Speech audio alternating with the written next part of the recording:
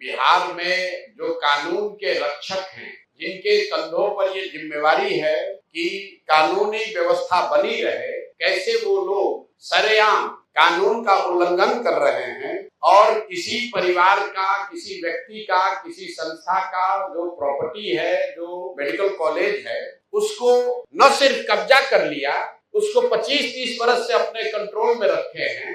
और ये उस दल के अध्यक्ष हैं जो चाल चरित्र चेहरा की बात कर रहा है। ये वो दिलीप जायसवाल हैं जो बीजेपी के अध्यक्ष हैं और साथ ही राबड़ी देवी के मुंह बोले भाई भी हैं। ध्यान रखिए, ये कब्जा इसलिए नहीं किए हैं कि ये बीजेपी के अध्यक्ष है, ये कब्जा इसलिए कर पाए हैं कि हमाम में सब नंगे, ये सारे नेता एक साथ मिलके, जिसमें राजद के लोग भी शामिल हैं और जिसमें भाजपा के लोग भी शामिल हैं। सुबह शाम राजद का नेतृत्व ये कह रहा है कि हम लोग भाजपा से लड़ाई लड़ रहे हैं और भाजपा का अध्यक्ष, राज्य का अध्यक्ष, उसने एक सिखों के कॉलेज को जबरदस्ती कब्जा किया हुआ है। उसको राजद की इतनी बड़ी नेत्री राबड़ी देवी कह रहे हैं कि मेरा मुंह बोला भाई है और उनके मुख्यमंत्री रहते हुए ये कब्जा हुआ है और उसके बाद लगातार ये कब्जा बना हुआ है। तो ये दिखाता है कि भाजपा, राजद, जदयू, ये सब व्यक्तिगत लाभ की जहां बात आती है तो ये सब लोग आपस में मिल जाते हैं। भाई, जो व्यक्ति उस कॉलेज में क्लर्क भी बाद में बने, पहले जिन लोगों ने कॉलेज को शुरू किया उसके हेल्पर थे, फिर कॉलेज में क्लर्क बने, फिर उसके बाद वहीं पर एडमिनिस्ट्रेटर बने, फिर उन्होंने ट्रस्टी जो था उसी को हटा दिया, खुद ही मैनेजिंग ट्रस्टी या डायरेक्टर बन गए, अपने बेटे को ला दिया, अपने बहू को डाल दिया और जो लोग भी ओरिजिनल बनाने वाले थे सबको हटा दिया। उन्होंने जो किया ये तो बहुत गंभीर विषय है, लेकिन आपके हमारे लिए गंभीर विषय ये है कि बिहार में 25 साल से ये चीज चल रहा है, आज तक न किसी ने आवाज उठाई, न उन पर कोई कार्रवाई हुई, न उस आदमी को कोई डर है, बल्कि वो आदमी क्लर्क से बढ़ते बढ़ते अब भाजपा का यहाँ का अध्यक्ष बन गया है। ये कैसे संभव है? ऐसा नहीं है कि बीच में ये मामला उठा नहीं है। एक व्यक्ति राजेश शाह की इसमें संदिग्ध हत्या भी हुई है, उस पर केस भी हुआ है। उस परिवार के लोग मुख्यमंत्री के दरबार में नीतीश कुमार से आकर मिले हैं, नीतीश कुमार ने आज उस पर जांच की बात कही है और जिस एसपी ने साहब को, ये दिलीप जायसवाल को क्लीन चिट दिया है, अपेरेंटली उन्हीं की पत्नी के बारे में कहा जा रहा है कि उसको मेडिकल कॉलेज में एडमिशन देके उनको MBBS कराया गया। तो ये जो पूरा मॉडल है कि इस कॉलेज का इस्तेमाल राजनीतिक लाभ और पैट्रोनेज के लिए खुलेआम 25 साल से किया जा रहा है। अब एक आंकड़ा सुनिए, 50 से ज्यादा अलग अलग पॉलिटिकल परिवार के लोग, उनके बच्चे, उनके परिवार के सदस्य बिना किसी एडमिशन टेस्ट के मैनेजमेंट कोटा से इस कॉलेज में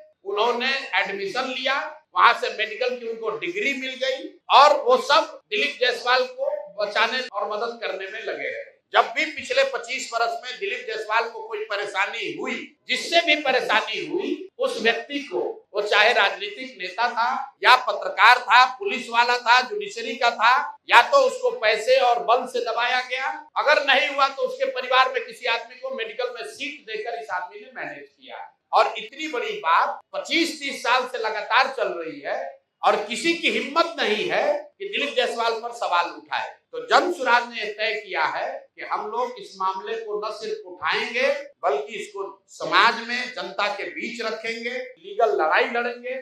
ये अब इससे बच नहीं सकते। और हत्या का भी उन पर आरोप है, FIR है, राजेश शाह के हत्या का FIR है बजाता साहब पर। वो डिटेल आज नहीं दे रहे हैं, हमको मालूम है अभी ये लोग हल्ला मचाएंगे, तो अगला प्रेस कॉन्फ्रेंस में आपको वो भी डिटेल देंगे कि जो मैंने आपको बताया कि एक जो संदिग्ध हत्या हुई है इनके साथ रहने वाले व्यक्ति की, राजेश शाह की, उसकी बहन, उसके भाई, उसके माँ, वो 20 वर्ष से दौड़ रहे हैं, इंसाफ की मांग कर रहे हैं, अभी तक उस पर कोई कार्रवाई नहीं हुई है। कैसे उस केस को पूरा मैनिपुलेट किया गया। 2007 की ये घटना है। कोर्ट में वो शाह की पत्नी का, बहन का स्टेटमेंट है, सुना लेते हैं, सर्टिफाइड कॉपी है। मेरे भाई राजेश शाह की हत्या दिलीप जायसवाल के द्वारा षड्यंत्र करके अपने आदमियों द्वारा करवाया गया है। तो खुद पीड़िता ने कहा है, ये रिकॉर्डेड है, एक कोर्ट का है, 164 है, कैसे मदद की है। 164 का बयान है, जिसकी हत्या हुई है उसके बहन का, और और उसके बाद पुलिस ने उनको क्लीन चिट दे दिया। जिन्होंने क्लीन चिट दिया उन्हीं की पत्नी उनके कॉलेज में जाकर MBBS डिग्री ले रही है। अब आप देख लीजिए, जिन्होंने कोर्ट से रिलीफ दिया है उनको क्या बेनिफिट मिला है, ये भी आपको आगे बताएंगे। तो मेरा दिलीप जायसवाल से और भाजपा में जो लोग भी भाजपा के चाल चरित्र, चेहरा, विचारधारा की बात करने वाले लोग हैं, उनसे अपील है कि भाई अभी से भी अपना स्टांस क्लियर करो। अगर थोड़ी भी शर्म बाकी है तो पद से इस्तीफा दीजिए, और नहीं तो जो अमित शाह जी हैं, मोदी जी हैं, जो कह रहे हैं कि ना खाएंगे ना खाने देंगे, वो आकर इस पर बताएं। उनके पार्टी का राज्य का अध्यक्ष, उस पर हत्या का आरोप है, एक सिखों के माइनॉरिटी कॉलेज को कब्जा करने का आरोप है, उस पर बीजेपी का क्या कहना है। और उसके साथ साथ आरजेडी वाले बताएं कि उन्होंने अभी तक इस पर क्या कार्रवाई की है। 25 साल से भाजपा से लड़ने का दावा करने वाले राजद वाले लोग, मुसलमानों के रहनुमा बनने वाले लोग, माइनॉरिटी वंचित की बात करने वाले लोग, तुम्हारे राज में सिखों के कॉलेज पर कब्जा हो गया, उसको तुमने मुंह बोला भाई बना लिया, उस पर आज तक टीका टिप्पणी क्यों नहीं की। आपको बता देते हैं क्यों नहीं की। कि लालू जी के जो 2 साले थे, जरा जाकर पता कीजिए कि उन दोनों सालों के परिवार के कितने लोग इसी मेडिकल कॉलेज से गलत तरीके से डिग्री लेकर डॉक्टर बने। नाम हम नहीं बता रहे हैं, आप लोग खोज लीजिए, वो अभी जवाब देंगे तो उनको नाम भी जारी करेंगे कि लालू जी के परिवार के कितने लोग उस मेडिकल कॉलेज से डिग्री लेकर निकले। तो मेरे भाई, ये मिली भगत है, सब आपस में मिले हुए हैं और वहां पर एक कॉलेज को कब्जा किया। जिसने आवाज दी उसको या तो मैनेज किया या उसको मार दिया, उसको दबा दिया।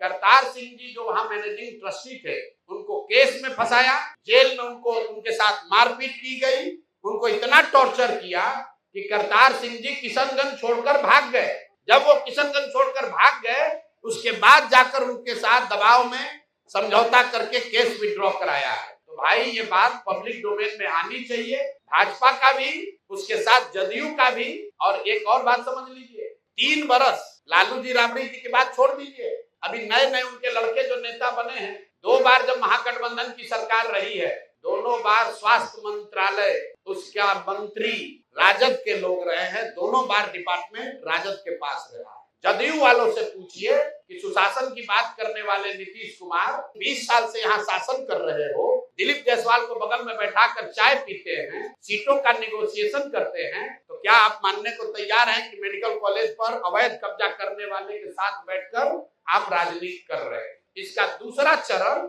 अभी 7 दिन में जब उनका जवाब आएगा तो फिर जारी करेंगे। इनको छोड़ेंगे नहीं, हर 7 दिन पर लोगों को बताएंगे कि इस आदमी का चरित्र क्या है। और इसके साथ जुड़े हुए लोग, चाहे वो भाजपा के हों या राजद के, अब वो बच नहीं सकते हैं। अगर कानूनी तौर पर बच भी गए हो तो पब्लिक के सामने आपको खड़ा करेंगे। और 3 महीना के बाद अगर जनसुराज की व्यवस्था बनी तो आपके साथ क्या होने वाला है अभी से आप समझ लीजिए।